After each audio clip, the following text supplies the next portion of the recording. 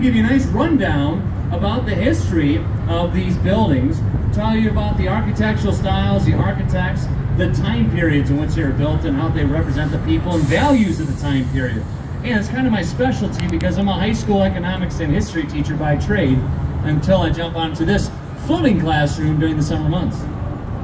What else am I going to tell you? Well, I do like a good story. Chicago, they have plenty of good stories. So I'm going to tell you about a few stories that focus in on different emotions such as destruction and despair, to hope and rejuvenation. And by the end of the 75 minutes together, I hope you have some kind of an emotional connection to this city, whether it's one of the particular architectural styles, buildings, or stories that really resonate with you. So folks, without further ado, let's float on and talk about our first building along the Chicago River. This building over here to your right with that clock tower. Fun fact about this, it's actually going to be built entirely out of chewing gum profits, because that's the Wrigley building. You know, the first tenant that's going to be a part of that is going to be the Wrigley Chewing Gum Company. And it's not actually going to be made out of chewing gum, but it's going to be made out of 250,000 glazed terracotta tiles, which are kind of like porcelain. They're very fire resistant, and we'll talk about why that's an important thing in Chicago, but they need to be hand washed. So this building is actually going to be designed after a cathedral in Seville, Spain. And that's significant because American architects in the early 1900s, they were kind of like your little brother or sister that don't have their own definition of cool. So what do? They follow Big Brother. Who's America's Big Brother? Why, the European architects. We don't have our own definition of beauty yet. We'll talk more about that later on. All right, directly in front of you is going to be, we're going to jump to 2009 with Trump International Tower and Hotel. Take a look all the way at the top, and I want you to look at that white toothpick. That's a spire, and I'm going to talk a little bit more why that's significant later on. This is going to be a great example of contextualism, and let's break that down with what's going on here first. Notice these three setbacks. These are going to be these rooftop patio areas. The first one, same height as the Wrigley building that we just passed. The second one is the same height as Mather Tower. It's that building with the rocket ship on top of it to your left, right by that London house. The third one, just above us right now, is going to be the same height as this black boxy building over on the corner. You can see it now. It's the AMA building. So what is contextualism? Well, it's trying to flatter the context of your natural and man-made surroundings. You're trying to fit in rather than stand out. Heighten and flatter the context. It's kind of like the pieces of a puzzle all working together to make that beautiful picture. This building is going to be designed by Chicago's own star architect, Adrian Smith, and we call him the world's tallest architect, metaphorically speaking, because he might not be the tallest person to design buildings, but he designed some of the tallest buildings in the world, including the second tallest building in Chicago, Trump Tower. Take a look at that black boxy building. It's the AMA building that I was mentioning before. You'll see plenty of black boxy buildings in Chicago, designed by Ludwig Mies van der Rohe. All right, it's going to be a concept called black box modernism, and I'll mention that, talk more about that later on. One of the students, though, of Bertrand Goldberg, not necessarily Bertrand Goldberg, Ludwig Mies van der Rohe, one of his students, is going to be Bertrand Goldberg. He's going to design those corncob buildings there to your right. Marina City Towers is the official official name is Marina City Towers. Some fun facts about this: 1950s and 60s, people aren't living in downtown Chicago. Why? There's not a lot of entertainment and infrastructure to keep people in Chicago. So, what does he do? He creates what's called a city within a city. What does that mean? Well, it's the idea that you have everything that you need within the comfort of your own home. Take a look here at eye level. You can see right below where you live at Marina City Towers. You can dock your yacht. You can enjoy an evening at a restaurant. You can valet park your car, all in the comfort of your home. What else can you find in a city within a city? Well, shopping, so places to shop, grocery stores, bowling alleys, places to work out, office buildings. So, the city within a city is creating the gold standard for the stay-at-home order, and what we like to call an introvert's dream. Also on the other side, you can find the Chicago House of Blues, a famous music venue. Take a look over to the left, that blue reflective glass building with the white granite stripes. That's 77 West Wacker. And then when we get to from underneath the building, I want you to follow those white stripes all the way up to the tippity top. And you'll notice that triangular roof. So 77 West Wacker with a white granite stripes all to the top. That's going to look like it's straight out of ancient Greek architectural style, because that's what's called a pediment, and you'll see that on a lot of famous ancient Greek buildings. This is going to be a concept called neoclassical, right? We're showing reverence and appreciation for the past and what came before. So this isn't Americans trying to copycat previous styles, but rather showing appreciation for past styles with modern materials. More on that later on. You'll see several examples on this tour. Back down to eye level, folks. I want to talk about the Chicago Riverwalk that you can see at the eye level to your left. It's going to be a $112 million project to bring Chicagoans and guests alike closer to the Chicago River. People are closer to the Chicago River, they become more interested in its well-being, right, and interested in its health and safety. So it's actually finalized in 2016, and you'll notice each different section of the Chicago River has its own specific theme. This part over here to your left is more amphitheater-style seating.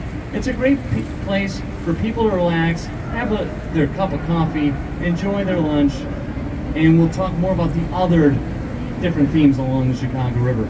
Now, eyes up over here to your left. Before we cross into the South Street, look at that big boxy building. That's the Builders Building. Something fascinating about this building. It's actually going to be completed in two different stages. Right, the first stage completed in 1927, with the second stage being completed in 1987, 60 years later. Look over here to your left. So where can we notice when was that addition added onto the building? We'll see like that row of black glass over there. There's 4 rows of the bubbled out black glass. This is going to be when the addition was made, and it's another way that we show appreciation for the past with using modern materials to reflect previous styles. Another example, well, that's the Wells Street Bridge right in front of us. It's actually an exact replica of the 91-year-old bridge that stood here before until it was replaced. We show reverence for previous architectural styles with modern materials. Again, you'll see that several times on this tour. Right now, we're going to see one of my favorite architectural styles on the entire tour. Take a look over to the right. This is going to be the Merchandise Mart, and the style is Art Deco. The 1920s were the roaring 20s, the jazz age, the glitz and the glamour, right? We want to have our architectural style represent that optimism for a machine-made future. And how do we see that on the Merchandise Mart with Art Deco? Well, you'll see a lot of ornation, decoration, repetitive patterns. You have that octagonal turrets on the sides of the building and in the front, right? And you can also see, my favorite part, the business pinstripe suit. The deep inset windows giving you those vertical racing stripes that represent the sophistication and class of the 1920s. And take a look in front. You notice those Pez dispensers, those heads on the pillars? Why, those are the merchandise princes of the 1920s. Again, showing respect and appreciation for the past. Some famous people that you might know, Sears, Marshall Field, Montgomery Ward, all can be represented on, or all are represented on those nice little Pez dispensers out front. So now we're going to jump from the 1920s to 360 degrees of a world of pure imagination. You're about to enter into Chicago's trophy case, folks, and it's a very special place. Because all of these buildings around us right now were built within the past 6 years. Except for this building over here to the left with the sun reflecting off it. That's the Nuveen building. Chicagoans often voted that as one of their favorites or prettiest buildings in Chicago. Nice example of contextualism. Notice how it curves with the curvature of the Chicago River.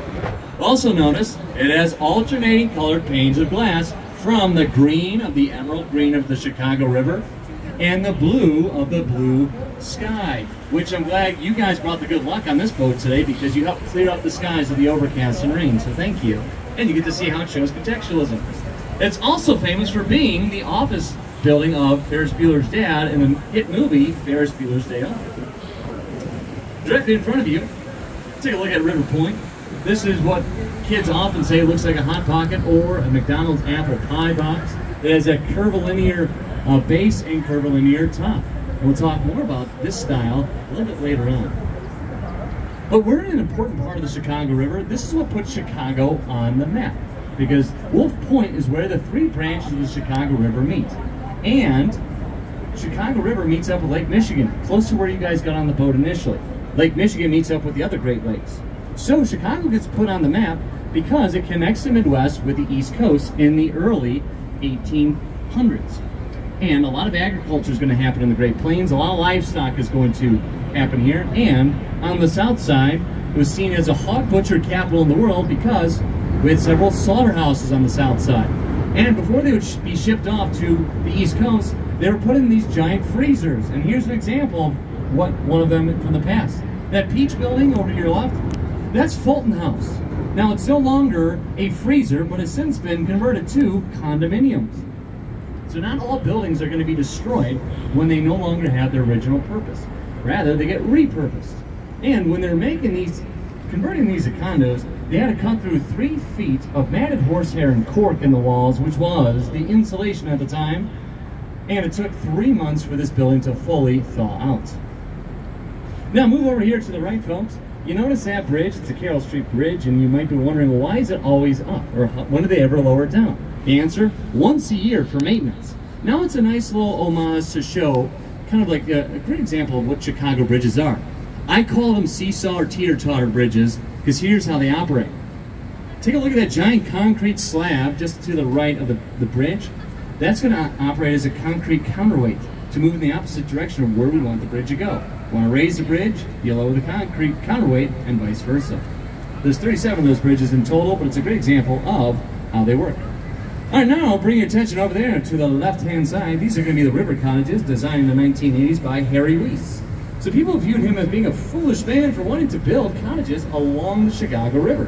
Because during the 1800s, 1900s, the Chicago River was heavily polluted up until recent efforts to want to change that.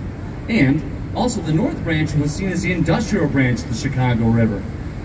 Critics were saying no one's ever going to want to live next to a bunch of factories and a polluted river, but he saw the opportunity that was the Chicago River. And I want you to see how this attitude changes with where we're at in the North Branch. Look over here to the right.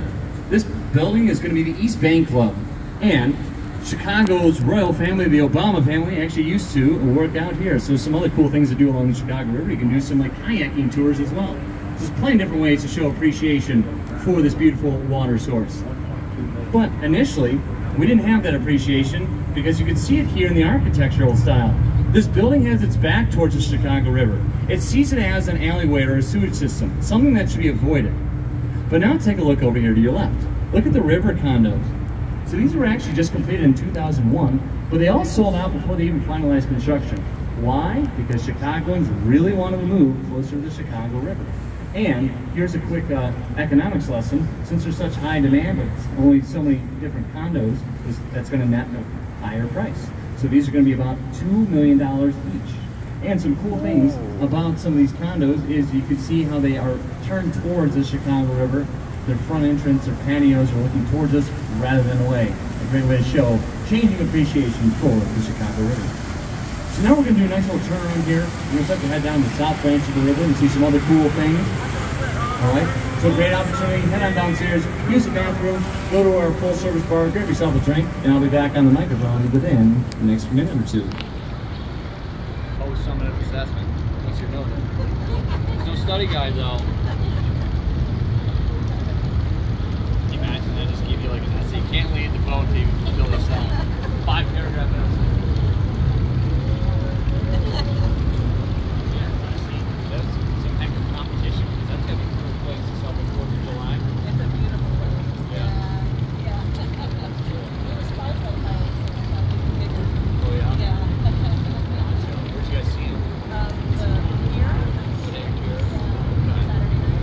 Is they're asking about the color of the Chicago River. Right? Why does it have that emerald green color? And it's all natural. Here's what gives it its color. Is actually at the bottom, there's a huge concentration of algae that's naturally occurring. Now, the Chicago River itself is not that deep, only about 15 to 20 feet deep at its deepest point. So you can kind of see straight down to the bottom, and the bottom is filled with a bunch of algae. But if you really want to see the Chicago River green, come by during St. Patrick's Day, because the local plumbers union actually have their own special kind of like food dye mix. They don't tell anybody, but they say it's actually made of leprechaun like dust. But no leprechauns are actually harmed in the making of this this concoction, so they say. So something cool to check out, the main branch of the Chicago River that we actually started our tour on. That's where they're going to put this dye in, and it gives that a nice vibrant green. So it's another cool, iconic Chicago thing to do in case you guys want to come back during those months. It's that weekend right before St. Patrick's Day. All right, now let's go back and talk about the buildings, okay? So some cool things that you'll see, some buildings that you'll see another example of a great building that's going to be under construction, and they pop up really fast, only a couple of years actually. So another reason to come back to Chicago is then you can jump back and see me again, because after today, I'm really going to miss you. And another cool thing is that you have no idea how these skylines can change within the matter of a couple of years. Because remember, Wolf Point, all these buildings that we saw were constructed and finalized construction, I should say, within the past 6 years. So just imagine 6 years from now, how is our skyline going to change some more? All right, back to the buildings. Remember our good old Hot Pocket building? Well, it's that building right there that's kind of curving outward. Now, a great example of contextualism is over to your right. Because this building right here, this residential building, curves inward at the exact same radius. So, contextualism, making for friendly skylines, trying to fit in rather than stand out. Another good thing to see here is, what is an office building and what's residential? Well, if you see a building that has more of these patios and deck spaces, that's a good giveaway that it's going to be residential. Compare that to the Hot Pocket building, where it's just very sleek and it doesn't have any of those. It's a good nod to show that it's going to be more of an office building. Right now, look directly ahead of you, you'll see one of my favorite buildings along the tour. I call it the Y building. Why do I call it the Y building? Well, it's because it looks like a Y. That's 150 North Riverside directly in front of us. But why do they make it look like a Y? Well, it's not to be some kind of cutesy postmodernism. It's actually an awesome engineering feat. Okay, you can see over here, right at the base, there's going to be a bunch of train lines that run through this lot space.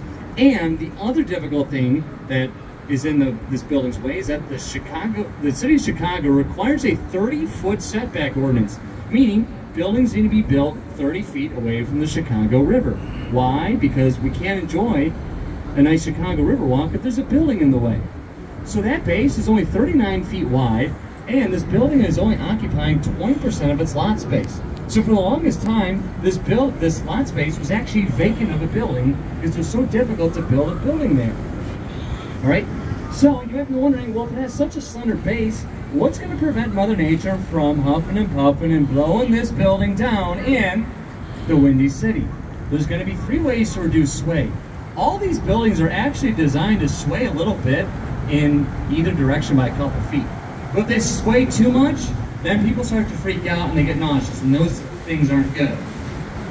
So the first way to reduce sway is called inertial slosh dampers.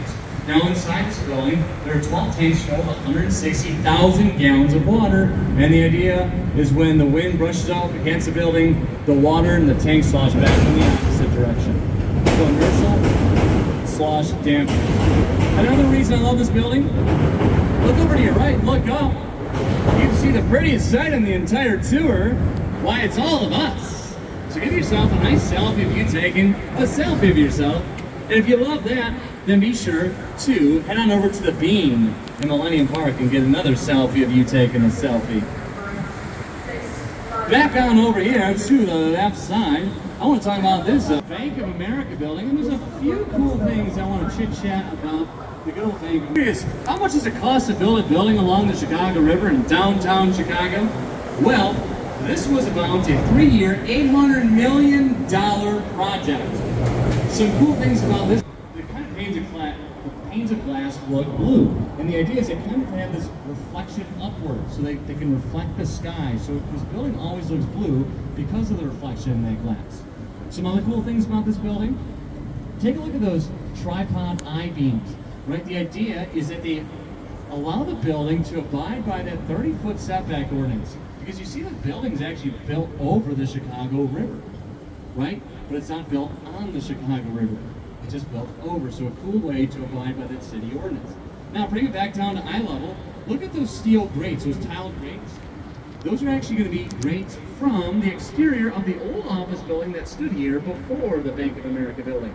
Another great homage and appreciation for the past and what came before. Speaking of the past, are you guys ready for me to nerd out a little bit with some history? Cool. All right, here to your right, we're going to hop in the DeLorean, hop in our time machine, and go through 100 years of architectural history. Starting over here to the right.